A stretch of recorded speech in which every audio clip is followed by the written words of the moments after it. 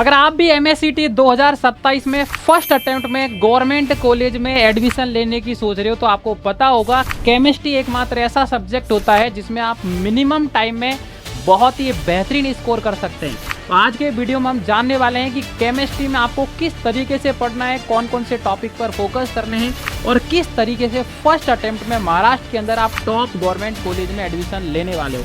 तो बिल्कुल भी स्किप मत करना, आज के वीडियो में बहुत सारी चीज़ें हम सीखेंगे।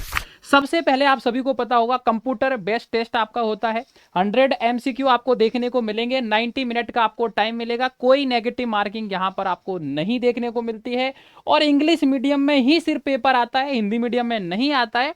ये आपके एग्जाम के बारे में है जो आपको पता होना चाहिए। यहाँ पर नंबर के अकॉर्डिंग रैंक की मैं बात करता हूँ तो अगर आपका जो नंबर है वो 90 से 100 के बीच में आता है तो आपकी रैंक जो है स्टेट लेवल पे 1 to 50 के बीच होने वाली है। 80 से 90 के बीच नंबर है तो आपका जो रैंक है वो 51 से 200 के बीच होने वाली है।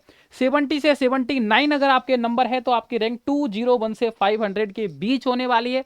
और अगर आपका स्कोर 60 से 69 के बीच होता है तो रैंक आपका 501 से 1000 के अंदर होने वाली है।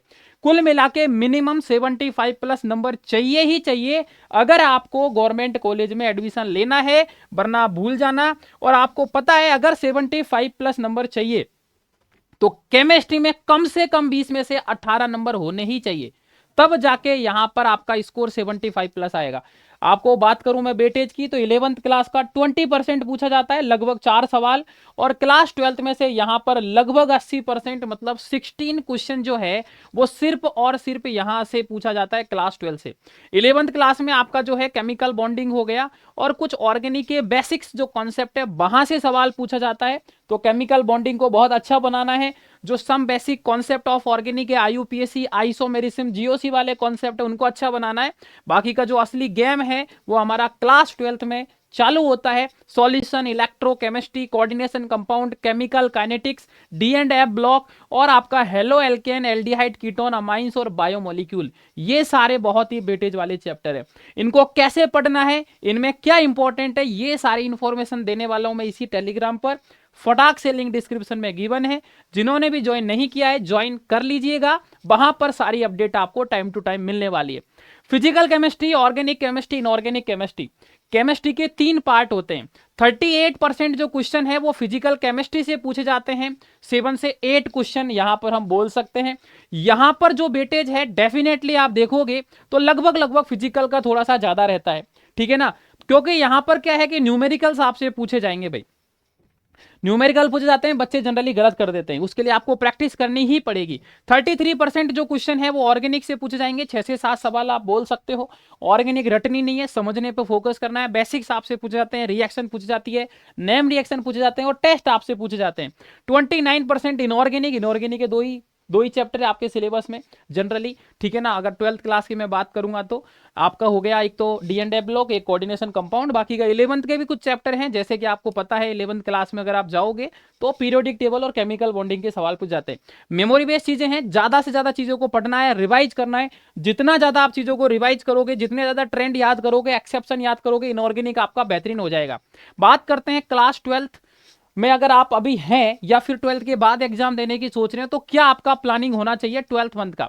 तो यहां पर जो शुरू के 3 महीने हैं उसमें आपको फाउंडेशन मजबूत करना है। 11th क्लास के जो बेसिक्स कॉन्सेप्ट है उनको यहां पर आपको स्ट्रॉन्ग बनाना है। उसके बाद में सेकंड फेज में, मतलब जो आपका 4 to 8 मंथ का जो टाइम होगा उसमें आपको क्लास 12th को कंप्लीट खत्म करना है, सारा सिलेबस को पढ़ना है, अच्छे से प्रॉपर नोट्स बनाने हैं, सारी कहानी को खत्म करना है। उसके बाद में अगले जो 2 महीने हैं, 2 से 3 महीने, उसमें आपको सिर्फ और सिर्फ MCQ क्वेश्चंस की प्रैक्टिस करनी है, पढ़ना बिल्कुल बंद कर देना है।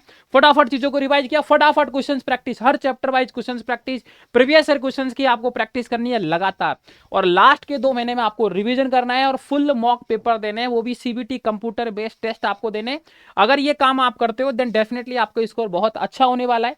शुरुआती CD की अगर हम बात करते हैं यहां पर, तो मैं आपको बता देता हूं, शुरू में आपको फिजिकल केमिस्ट्री के डेली आपको न्यूमेरिकल सॉल्व करने हैं, लगभग 40 से 45। उसके बाद में इनऑर्गेनिक केमिस्ट्री में आपको ट्रेंड को याद करना है, पीरियोडिक टेबल से रिलेटेड सारी चीजें आपको आनी चाहिए। ऑर्गेनिक केमिस्ट्री में बेसिक्स पे आपको यहां पर पकड़ बनानी है। लास्ट में आप बायोमोलिक्यूल जैसे चैप्टर भी अच्छे से पढ़ सकते हो और फिर आपको 5 साल के जो PYQ या प्रीवियस ईयर क्वेश्चंस उसको यहां पर अच्छे से करना है। पेपर को कैसे अटेम्प्ट करना है ये भी मैं आपको बता देता हूं। 90 मिनट में आपको 100 क्वेश्चंस करने होते हैं। क्या अप्रोच होना चाहिए साल भर पेपर अटेम्प्ट करने का, जो भी आप पेपर दोगे यहां पर 100 नंबर का, इसी ट्रेंड को फॉलो करना है ताकि मेन एग्जाम में भी आप इसी ट्रेंड को फॉलो करोगे।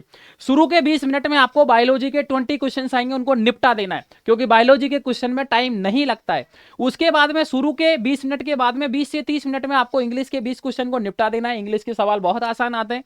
उसके बाद 30 से 45 मिनट में आपको एप्टीट्यूड के 20 क्वेश्चन आएंगे, उनको निपटा देना है। उसके बाद 45 से 60 मिनट में आपको केमिस्ट्री के 20 क्वेश्चन आएंगे। थ्योरेटिकल सवाल आते हैं, डायरेक्ट लाइन टू लाइन सवाल आते हैं, ज्यादा समय नहीं लेती है केमिस्ट्री, यहां पर आपको निपटा देना है क्योंकि इनऑर्गेनिक में आपका समय बच जाएगा। उसके बाद में 60 से 85 मिनट में आपको फिजिक्स के 20 MCQ क्वेश्चंस को निपटा देना है। और जब ये सारा काम कर लोगे फिर आपका जो यहां पर 5 मिनट बच जाएगा उसमें आपको क्या करना है, वापस पूरा पेपर को देख लेना है। कोई क्वेश्चन आसान छूट तो नहीं गया है, कोई गलती से कोई सिली मिस्टेक तो नहीं कर दी है, कोई क्वेश्चन सही होने के बावजूद भी गलत ऑप्शन तो नहीं भर दिया है। फटाफट फटाफट फटाफट 5 मिनट में ये सारी कहानी को आपको देख लेनी है ताकि यहां पर आपको इस चीज का बेनिफिट मिल पाएगा। अब सबसे इंपॉर्टेंट मैं बता देता हूं आपको, यहां पर ध्यान रखना है सभी बच्चों को। सभी बच्चों को क्या ध्यान रखना है, ध्यान से सुन लेना कुछ इंपॉर्टेंट चीजें। अगर केमिस्ट्री में आपको यहां पर चाहते हो 80 नंबर यहां पर स्कोर करना 20 में से, तो देखो फिजिकल केमिस्ट्री में आपको सबसे इंपॉर्टेंट जो चैप्टर है वो मैं बता देता हूं। सॉल्यूशन चैप्टर सबसे इंपॉर्टेंट होने वाला है, इलेक्ट्रोकेमिस्ट्री सबसे इंपॉर्टेंट होने वाला है, और उसके बाद में आपका केमिकल काइनेटिक्स। ये 3 चैप्टर रामबाण है, इनको एकदम पकड़ लेना है, बिल्कुल भी नहीं छोड़ना है फिजिकल केमिस्ट्री में। ये फिजिकल केमिस्ट्री की बात कर रहा हूं मैं। इनऑर्गेनिक केमिस्ट्री की अगर बात करूंगा मैं, सबसे इंपॉर्टेंट अगर इनऑर्गेनिक केमिस्ट्री में कोई मेरे से पूछेगा तो सबसे इंपॉर्टेंट है कोऑर्डिनेशन कंपाउंड, जिसके 2 सवाल तो कम से कम आपको पेपर में देखने को मिलेंगे ही मिलेंगे। उसके बाद में आपका D एंड F ब्लॉक को आप बिल्कुल भी नहीं छोड़ेंगे, और उसके बाद में आपका यहां पर केमिकल बॉन्डिंग को आप बिल्कुल भी नहीं छोड़ेंगे। केमिकल बॉन्डिंग तो बहुत ही ज्यादा इंपॉर्टेंट है भाई साहब। Coordination compound, D and F block और केमिकल बॉन्डिंग। केमिकल बॉन्डिंग में हाइब्रिडाइजेशन ज्योमेट्री से रिलेटेड सवाल अच्छे से पढ़ लेना, यहां से सवाल आ जाता है। ऑर्गेनिक में आपको बेसिक्स आने चाहिए, सबसे इंपॉर्टेंट तो बेसिक्स आपको अच्छे से आने चाहिए। उसके बाद में आपका जो चैप्टर है वो हेलो एल्केन में नेमिंग रिएक्शन पूछी जाती है, फिंकलस्टीन स्वार्ट्ज रिएक्शन, DDT का फुल फॉर्म कैसे बनता है। उसके बाद में एल्कोहल फिनॉल ईथर आ जाता है, जिसमें डार्जन प्रोसेस से रिलेटेड चीजें आपसे पूछी जाती है। फिनॉल के बारे में प्रिपरेशन पूछी जाती है, एल्कोहल फिनॉल ईथर में आपसे पूछा जाता है। उसके बाद एल्डिहाइड कीटोन बहुत इंपॉर्टेंट है, aldehyde ketone, aldehyde and ketone, यहाँ पर PCC क्या है, कैसे क्या बनाता है, एल्डिहाइड ऑक्सीडाइज होके क्या देता है, इस तरीके की चीजें बहुत ज्यादा पूछी जाती है एल्डिहाइड कीटोन में। उसके बाद में आपका अमाइंस और उसके बाद में आपका बायोमोलिक्यूल बहुत इंपॉर्टेंट है। अमाइंस के अंदर आपका कार्बाइल अमाइन जो रिएक्शन है, जो टेस्ट है, ये पूछा जाता है, हिंसबर्ग रिएजेंट है। हालांकि 2027 के लिए मैं प्रॉपर पढ़ाऊंगा आपको इसी चैनल पर और काफी सारी चीजें आपको बताऊंगा अभी, तो आपको घबराना नहीं है। फटाफट अगर आप नए हैं चैनल को सब्सक्राइब कर लेना। तो ये आपका यहाँ पर सबसे इंपॉर्टेंट पार्ट है। अगर आप इतना कर लेते हो तो 18 नंबर 20 में से बहुत आसानी से आ जाएंगे, सिर्फ इतना अच्छे से कर लेते हो तो ये बहुत इंपॉर्टेंट है, ठीक है ना। और धीरे धीरे धीरे हम बात करते रहेंगे। तो वीडियो अगर पसंद आया है तो फटाक से यहां पर लाइक कर दो, शेयर कर दो दोस्तों के साथ, और हाँ कमेंट सेक्शन में एक बार आप जरूर बताओ कि आप क्लास 12th में हैं या फिर क्लास 12th पास कर चुके हैं, और आपका ड्रीम मेडिकल कॉलेज महाराष्ट्र के अंदर कौन सा है, ताकि हमारी टीम आपको कमेंट में रिप्लाई दे पाएगी कि आपको कितने नंबर पे आपका ड्रीम कॉलेज मिलेगा। तो बिल्कुल ड्रीम कॉलेज का जो नाम है वो कमेंट सेक्शन में लिख दो, ताकि आपको ये पता चल जाएगा कि आपको कितने नंबर लाने पड़ेंगे ड्रीम कॉलेज को पाने के लिए। और हाँ कैटेगरी भी मेंशन करना, कैटेगरी मेंशन करोगे तो आपको कट ऑफ भी पता चल जाएगा। कमेंट में हमारी टीम आपको रिप्लाई देगी। नए हैं चैनल को सब्सक्राइब कर दो, दोस्तों के साथ शेयर कर दो। मिलता हूं मैं बहुत जल्द, बाय बाय, टाटा।